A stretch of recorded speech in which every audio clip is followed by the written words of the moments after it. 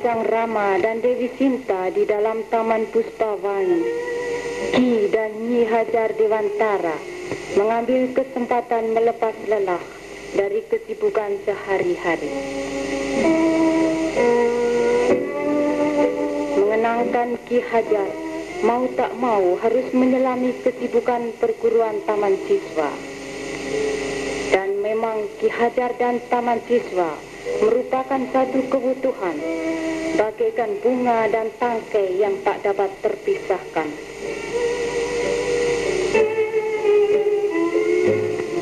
Kita berada di kelas terbuka dari sebuah taman guru.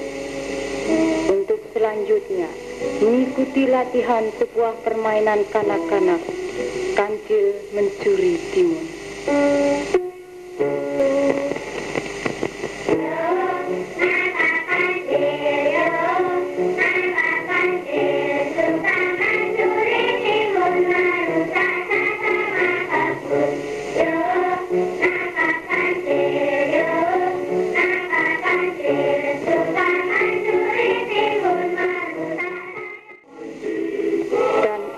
Sedapnya menyaksikan kenakalan anak-anak Taman Indria ini yang dengan merdekanya belajar di bawah asuhan kasih ibu gurunya.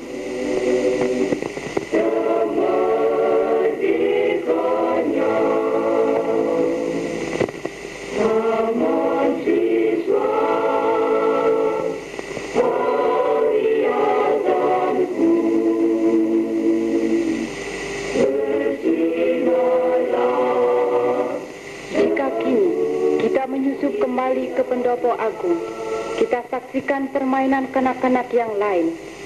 Joko tingkir dalam bahasa daerah.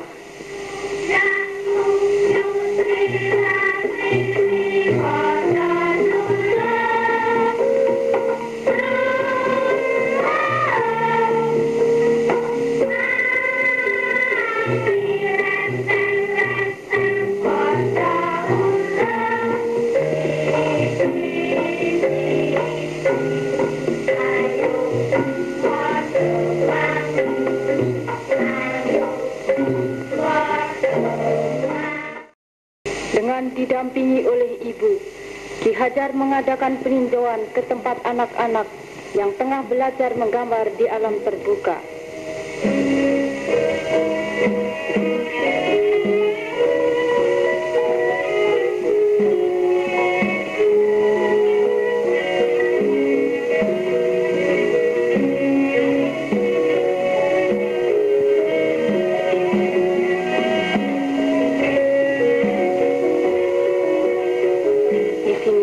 Anak-anak menggambar secara gotong royong, jadi berhulupis kuntul baris di bidang lukis.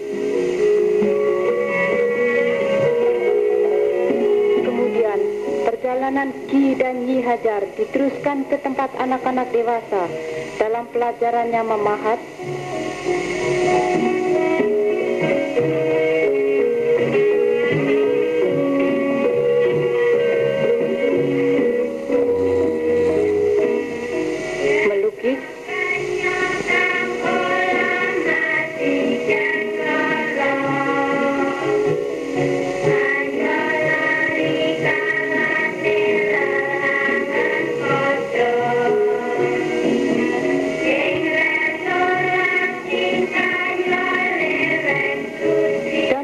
diri dalam mengerjakan kerajinan tangan. Pada ketika-ketika tertentu, hasil karya murid-murid taman siswa tersebut dipamerkan.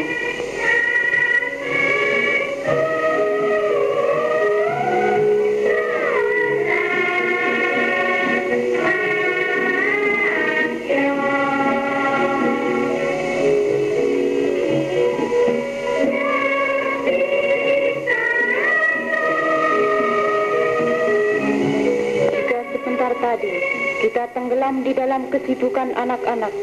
Marilah kita kini meneropong kesibukan bapak-bapaknya, pemimpin-pemimpin organisasi taman siswa, anggota-anggota majelis luhur.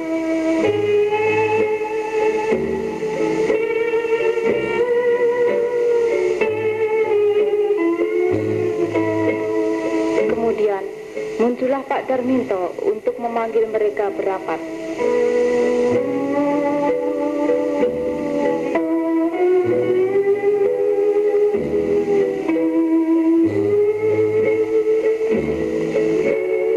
Pak Darminto, yang juga telah mendahului kita pulang ke alam baka, adalah pula seorang tokoh taman siswa yang setia dan tak kenal jerih dan waktu. Demikian pula lah lain-lain anggota karyawan Majelis Luhur yang kita jenguk dalam ruang ini. Dan tak salahlah kata orang bahwa mereka yang berani menceburkan diri dalam taman siswa adalah mereka yang bersedia berkorban dan tak takut akan melarat.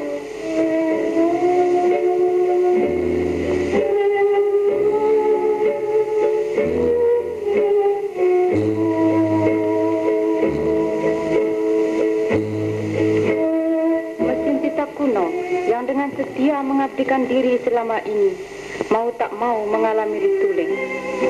Dan bolehlah keluarga taman siswa merasa bangga dengan hasil-hasil dari mesin baru ini. Untuk kelak menurut masanya, mesin-mesin ini pun akan mengalami retulingnya pula.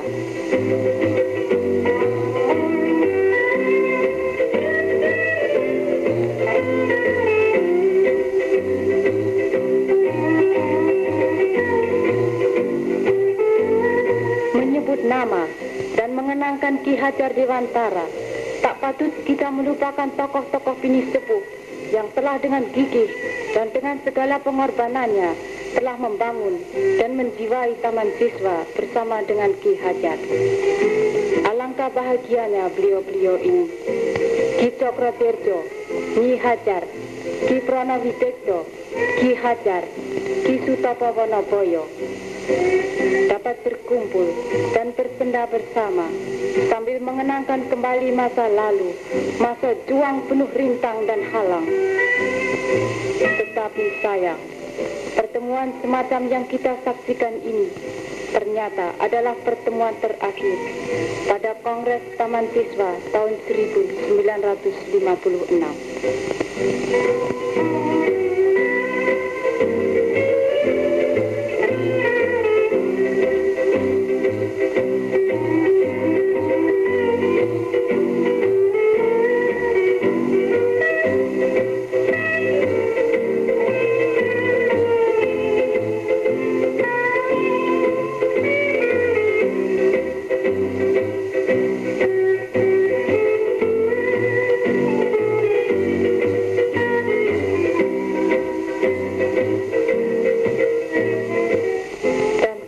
Taman Siswa tahun 1956 ini adalah kongres terakhir di mana sang guru Ki Hajar masih sempat memberikan petua dan amanatnya.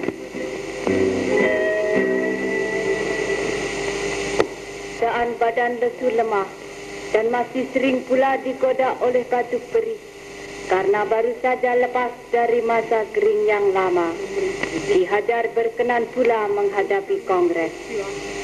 Dan ternyata badan yang masih letih itu tak terhiraukan lagi manakala kepentingan nasional memanggil dan jiwa mulai berkobar. Istilah ini kita dengar, tapi mungkin kebanyakan orang tidak mengetahui bahwa ini adalah istilah yang berasal dari Taman Siswa.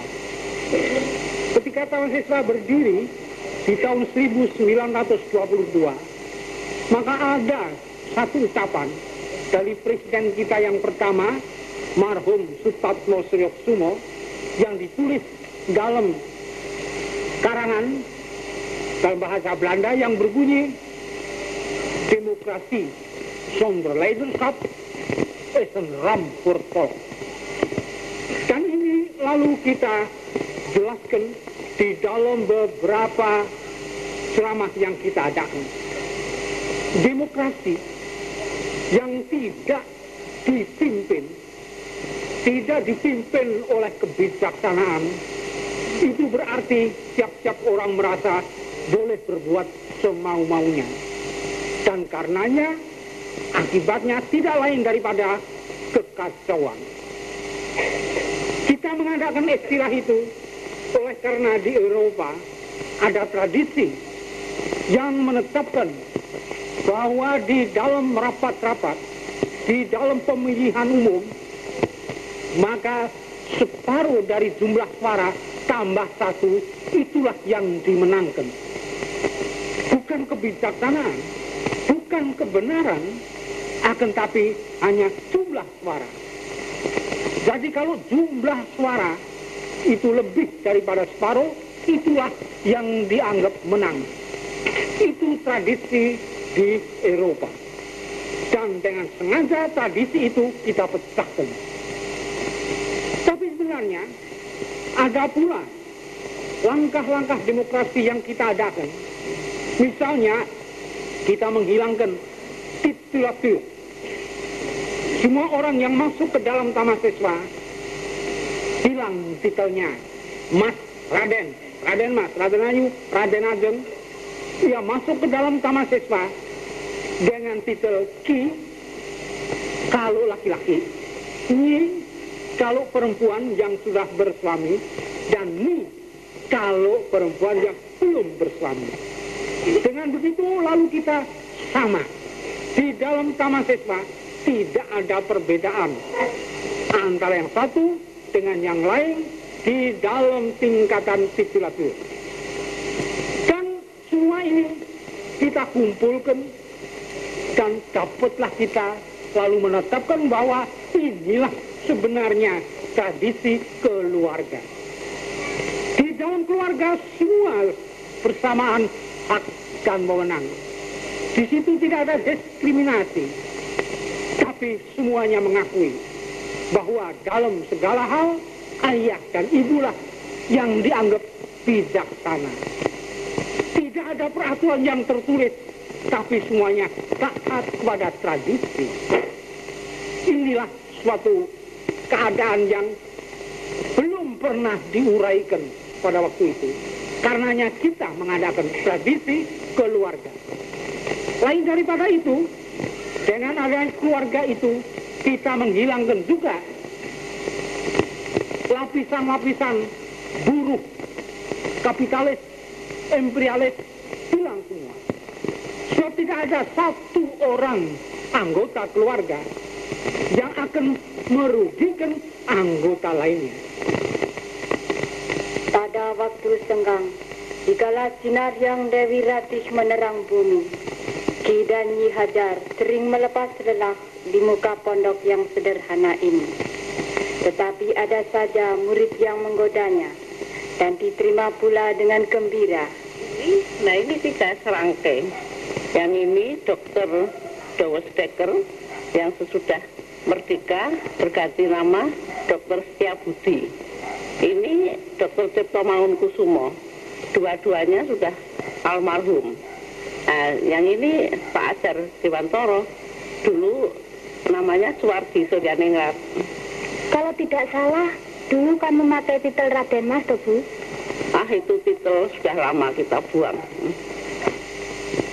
Anu Pak, kami sudah 3 tahun menerima pelajaran-pelajaran tentang ketamanssiswaan dari Bapak.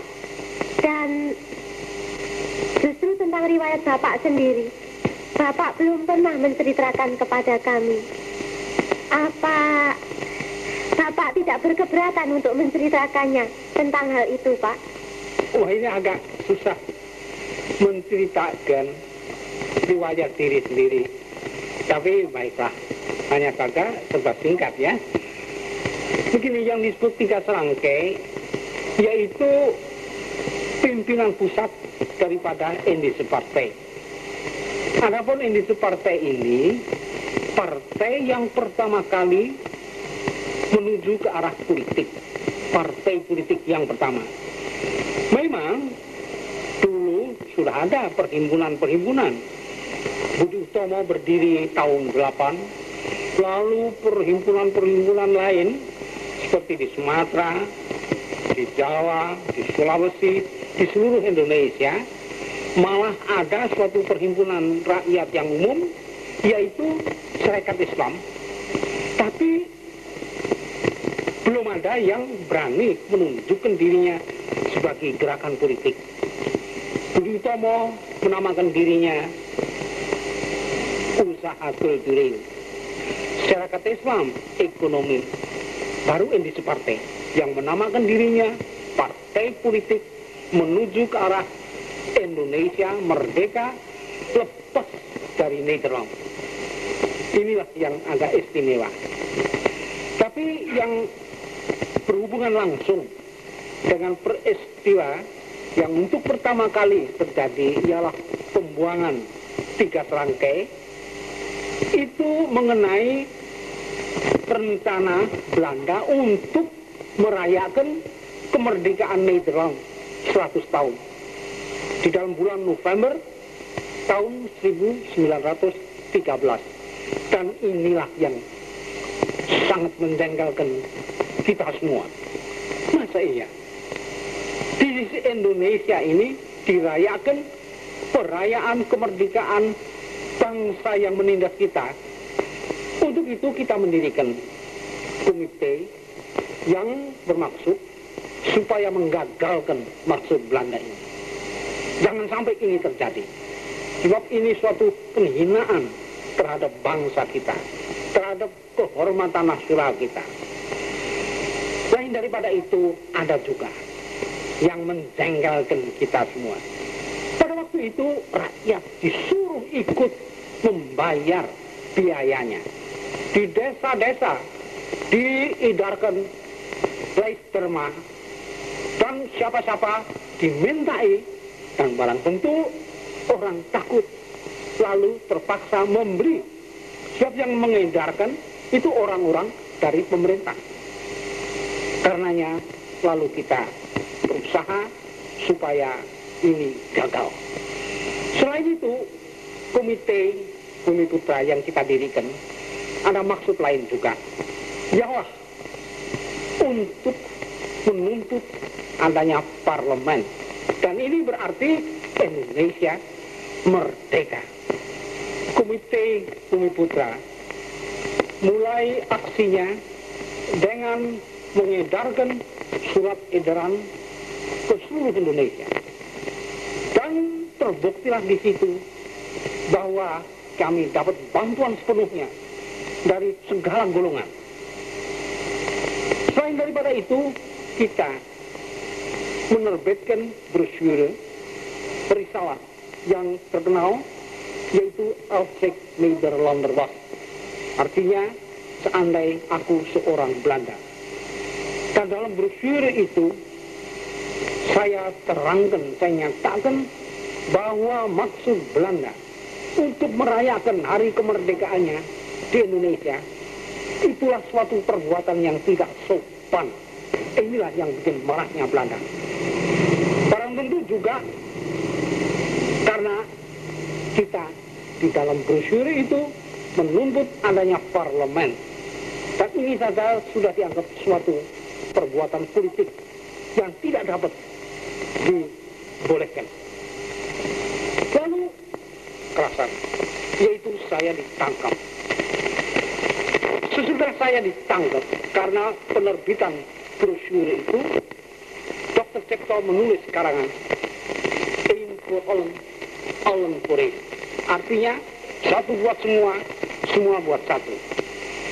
Dan dengan caranya sendiri yang unik, Dr. Cipto memaki-maki di situ tentang apa yang diperbuat oleh pemerintah Belanda. Segera Dr. Cipto ditangkap juga. Lalu Dr. Douwe Stekker menerbitkan karangan yang bertitel Onze Helden, yaitu pahlawan-pahlawan kita. Sebab Douwe Stekker memandang kita berdua, Dr. Cipto dan saya, sebagai pahlawan. Dan caranya kita mempertahankan diri itu dianggap kepahlawanan oleh Douwe Stekker. Dan dia juga ditangkap. Sehingga dengan begitu 3 serangkai yang sudah tadinya diintip-intip, ditakut-takuti itu tertangkap ketiga-tiganya. Dan putusan pemerintah sudah dijatuhkan, yaitu saya diinternir ke Bangka, Dr. Cipto ke Banda, sedangkan Dr. Douwe Stekker ke Timur Kupang. Tapi agar kita dapat melanjutkan usaha kita, aksi kita, kami minta kepada pemerintah Belanda supaya dapat dengan bebas meninggalkan Indonesia. Karena kita bermaksud akan meneruskan aksi kita di luar negeri. Waktu itu usia Pak Hajar berapa tahun, Pak? Waktu itu saya berumur 24 tahun. Saya dengar waktu Bapak ditangkap tidak cukup oleh 2-3 orang serdadu saja. Apa betul, Pak? Pada waktu itu saya ada di Bandung. Memang pusat dari aksi kita Bandung. Yang menangkap saya itu sebetulnya hanya 30-40 serdadu dengan bayonet terhunus. Tapi di Bandung waktu itu ada banyak serdadu-serdadu sehingga Bandung menjadi kota militer. Ini disebabkan karena pemerintah Belanda mendatangkan tidak kurang dari 1.500 serdadu dari Cimahi. Karena dikiranya di Bandung akan ada apa-apa. Pada waktu itu, Ibu dan Pak Hajar pengantin baru. Untung kita dapat sokongan dari berbagai golongan, umpamanya Budi Utomo, Tarekat Islam, dan Muhammadiyah, dan lain-lainnya. Kita para istri dapat turut ke Nederland. Jadi kalau begitu boleh dikatakan sambil diasingkan, Ibu dan Bapak berhoneymoon ya, Bu? Ya. Berangkat kita ke luar negeri pada tanggal 6 September tahun 13 itu tidak berarti bahwa kita menghentikan aksi kita, sama sekali tidak. Kita sudah pesan kepada sekalian pemimpin dari golongan-golongan yang menyokong kita untuk meneruskan aksi kita. Malah ketika berangkat dari Tanjung Priok pada hari itu, saya memberi sekedar uraian, sekalipun hampir-hampir dilarang oleh polisi, tapi dapat juga di dalam minta diri kami menganjurkan supaya meneruskan pekerjaan kita. Dan terus di dalam kapal kita menulis karangan-karangan. Malah ada yang saya kirimkan kepada harian-harian Indonesia dan harian Express dalam bahasa Belanda, di mana kita terus menganjurkan jangan sampai putus asa. Keberangkatan kita jangan memutuskan asa, tapi sebaliknya harus memberi semangat yang sebesar-besarnya. Dan di Kolombo dapatlah kita.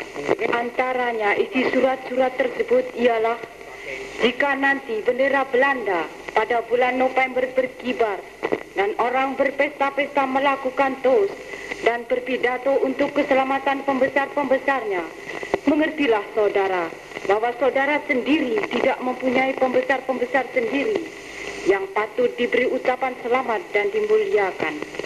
Dan bersiap-siaplah, perayaan kebangsaan kita sendiri pasti akan datang. Marilah kita berdoa agar supaya saat itu lekas datang. Pada tahun 19, saya kembali dari Nederland. Tapi itu tidak berarti bahwa saya dapat beristirahat. Sebab saya diminta segera datang di Semarang untuk pegang pimpinan partai dan pimpinan dari majalah-majalah kita. Tapi ini ada baiknya. Sebab sebelumnya di koran-koran Belanda diucapkan bahwa saya minta ampun, bahwa saya tidak akan berpolitik lagi, dan bahwa karenanya saya dibolehkan kembali. Itu bohong sama sekali. Tambah-tambah tidak lama lagi saya ditangkap oleh polisi. Karena pada suatu rapat umum saya didakwa menghina Hoogrechtshof, yaitu Mahkamah Agung dari Belanda. Dan istimewanya pada rapat itu yang saya didakwa menghina itu ada satu tokoh besar yang berhadir, yang menyaksikan, yaitu Saudara Semaung. Semula Ki Hajar dijebloskan dalam penjara Semarang untuk kemudian diangkut dengan kereta api ke Pekalongan. Dan Ki Hajar bersedia diangkut jika tangannya tidak diborgol. Akhirnya menanglah Ki Hajar, tangannya merdeka. Pemerintah Belanda makin lama makin kejam pada waktu itu, sehingga kita menetapkan untuk melakukan usaha lain yang lebih bermanfaat. Saya sendiri pada tahun 20 pergi ke Jogja dan terus pegang pimpinan Anti Dharma School. Adapun Douwe Steger ke Bandung untuk mendirikan Kesatrian Institute-nya. Hanya Dr. Cipto yang meneruskan gerakan politiknya dengan menerbitkan majalah yang terkenal, yaitu Pangguka. Dan dengan caranya sendiri, Dr. Cipto terus mengecam segala apa yang tidak baik dari pemerintah Belanda, sehingga terpaksalah pemerintah membuang dia lagi ke Banda Neira tahun 27.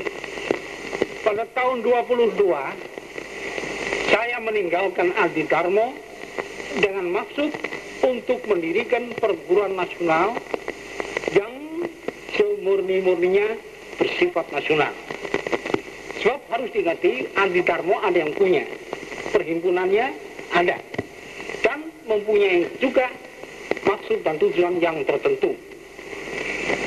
Adapun maksud kami itu dapat terlaksana pada tahun 22 itu, tepatnya 3 Juli 22, dan pada waktu itu dapatlah saya bantuan dari tokoh-tokoh nasional, di antaranya marhum Sutatmo Siroksumo, marhum Suryo Puto, dan lain-lainnya.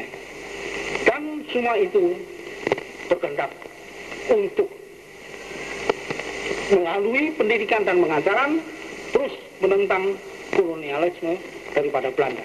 Sebab juga Belanda melakukan kolonialisme itu dengan melalui sekolah-sekolahannya.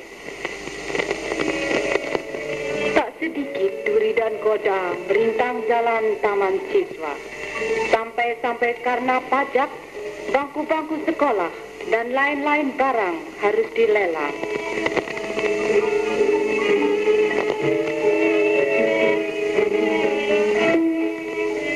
Dan musuh boleh garuk-garuk kepala, karena taman siswa tetap berjalan. Satu goda hilang, lain rintang menjelang. Dalam tahun 1932, lahirlah yang disebut Ordonansi Sekolah Liar, yang bermaksud membubar hancurkan taman siswa. Kali ini pun Ki Hajar bersikap tegas. Rawe-rawe rantas, malang-malang putung. Dengan bantuan dari badan-badan perjuangan lainnya dan tokoh-tokoh patriotik, ordonansi tersebut akhirnya menemukan kuburnya. Ternyata benih taman siswa mendapat tanah yang subur dan berkembanglah ia luas ke segala pelosok Nusantara. Ketika Jepang datang pada tahun 42,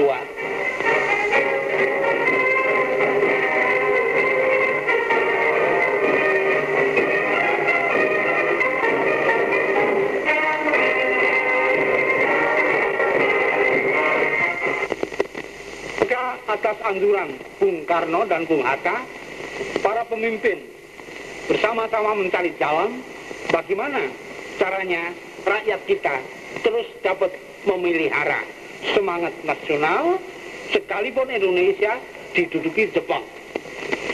Dan untuk itu para pemimpin lalu mendirikan PUTRA, yaitu Pusat Tenaga Rakyat, yang dipimpin oleh apa yang disebut 4 serangkai, yaitu Bung Karno, Bung Hatta, Kiai Haji Mansur marhum, dan saya sendiri. Hanya 1 tahun saya ikut memimpin Putra. Kemudian saya meninggalkan Jakarta menuju Yogyakarta. Sebelum berangkat, saya dapat jaminan dari sekretaris Gun Saikam bahwa taman siswa akan terus boleh buka, sekalipun lain-lain perguruan ditutup. Karenanya langkah terkejut saya ketika datang di Jogja tahun bahwa taman siswa sudah ditutup. Saya minta keterangan kepada Syucokan.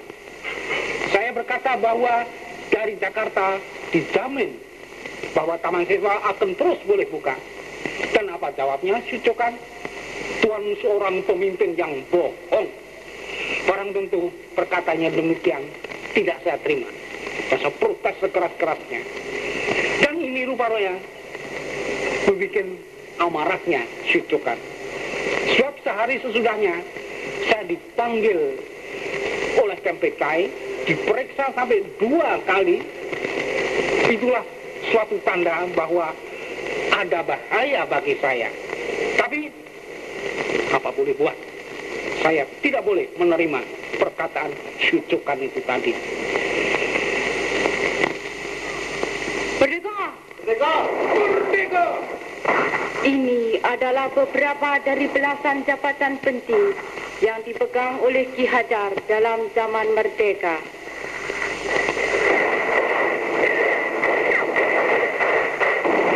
Akhirnya, Republik Indonesia mengalami percobaan yang berat, dan percobaan ini ternyata merupakan peristiwa yang menentukan.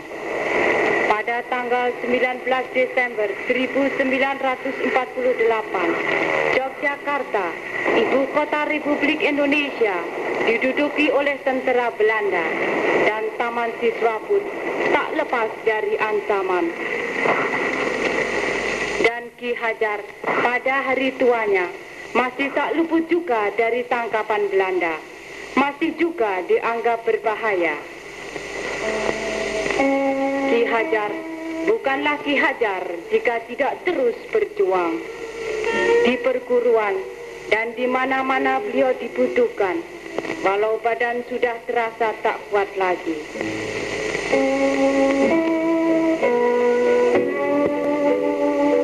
Tanggal 19 Desember 1956 adalah hari penting dalam catatan sejarah hidup Ki Hajar. Pada hari itu, bertempat di Sitinggil, Yogyakarta, dilangsungkan upacara pemberian gelar kehormatan Dr. Honoris Causa kepada Ki Hajar oleh Universitas Gadjah Mada. Menyaksikan perhatian yang sangat besar ini, tahulah kita bahwa peristiwa ini adalah peristiwa penting, peristiwa nasional. Dalam pidatonya, Profesor Dr. Sarjito antara lain mengatakan bahwa pada hari-hari setengah abad lampau, gambaran yang beliau dapat tentang Ki Hajar adalah bagaikan Nayarana, pemuda senantiasa gembira hati, tangkas, tidak sepi humor.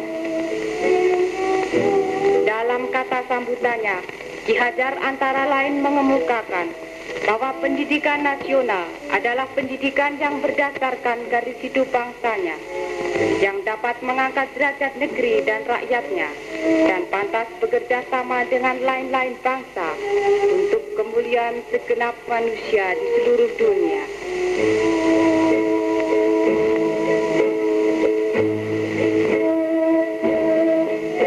Pondok sejuk dan tenteram ini berisikan perabot-perabot yang sangat sederhana, adalah tempat di mana Ki Hajar bekerja keras, tempat dari mana memancar sinar inspirasi ke seluruh penjuru.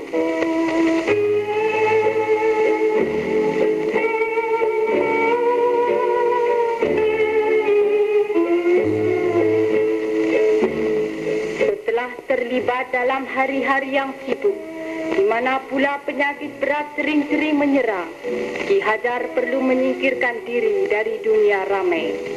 Bersama-sama dengan putra-putri dan cucu-cucunya, Ki dan Nyi Hajar beristirahat di hawa sejuk untuk bersiap-siap menghadapi tugas baru.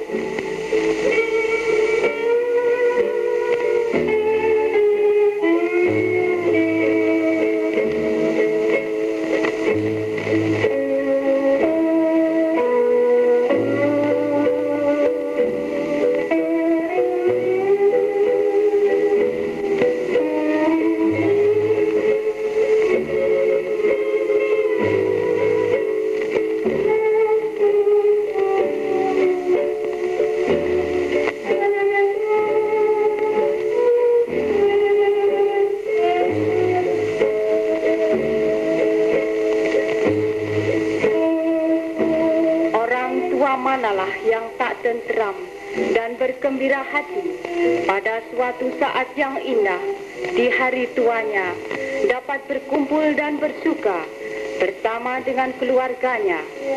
Lebih-lebih pada saat-saat panggilan Tuhan, sayup-sayup mulai terdengar.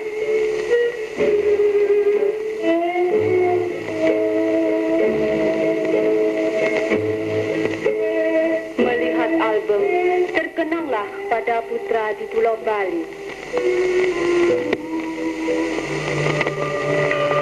Subroto, putra Ki Hajar kedua, telah memilih ladang baktinya di angkatan perang.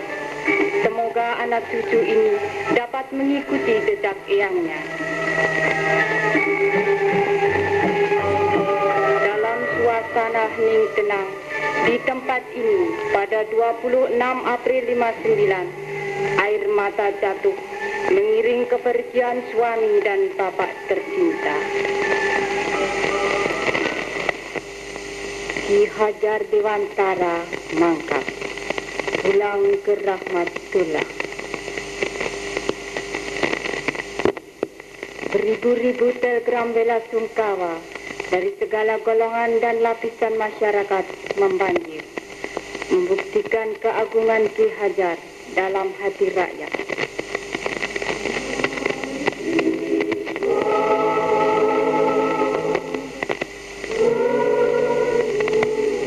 Yang semula terik menusuk, yang kemudian dinodai oleh mendung tebal, hitam seram, sesaat sebelum komando keberangkatan jenazah diserukan, telah menyingkirkan diri dengan sopannya, dan akhirnya tinggallah lapis awan tipis, Pak Cinde Sutra, penyelimut jenazah.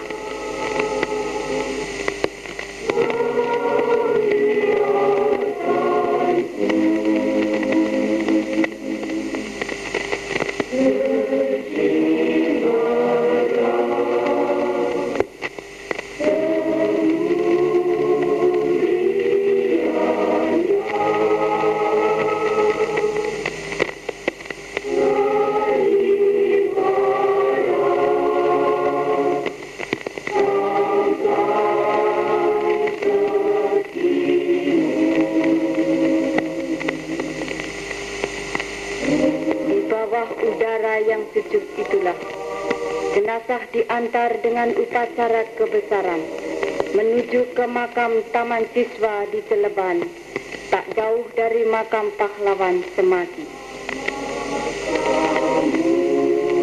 Rakyat Yogyakarta dari segala macam lapisan yang kenal akan pribadi dan kepatriotan Ki Hajar dari dekat berjejal memagar jalan, memberikan salut kehormatannya kepada jenazah tokoh agung, puspa penghias sejarah.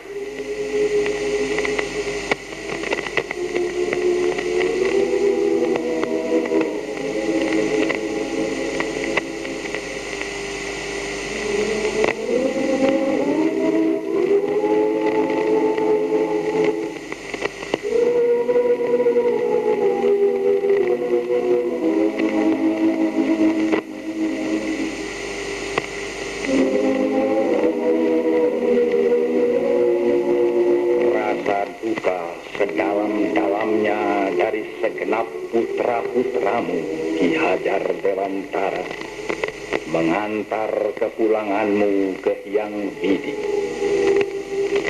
Rasa setia atas cita-cita luhurmu Ki Hajar Dewantara kami teruskan sampai tercapai masyarakat tertib dan damai. Padma mekar harumnya mengambar-ambar. Itulah pribadi agungmu Ki Hajar. Agungnya cita demi sempurnanya rakyat Indonesia. Berjuta jiwa kau tempa di Taman Siswa. Di hatinya tumbuh cinta paling setia pada kemerdekaan, pada tanah air, pada rakyat yang jujur dan gagah berani. Kami penerusmu, Ki Hajar. Di hati kami tercatat duka paling besar atas kepergianmu dari sisi kami. Kami tahu satu kepergian wajar. Dan jiwa kami sudah terlanjur dipadu cinta paling setia. Cinta dan setia ajaranmu. Kami jaga keutuhan. Kami cegah setiap usaha penyelewengan yang menggunakan saat duka ini sebagai kesempatan kesucian yang dilumuri noda-noda. Kami tetap padamu, Ki Hajar, Ki Hajar.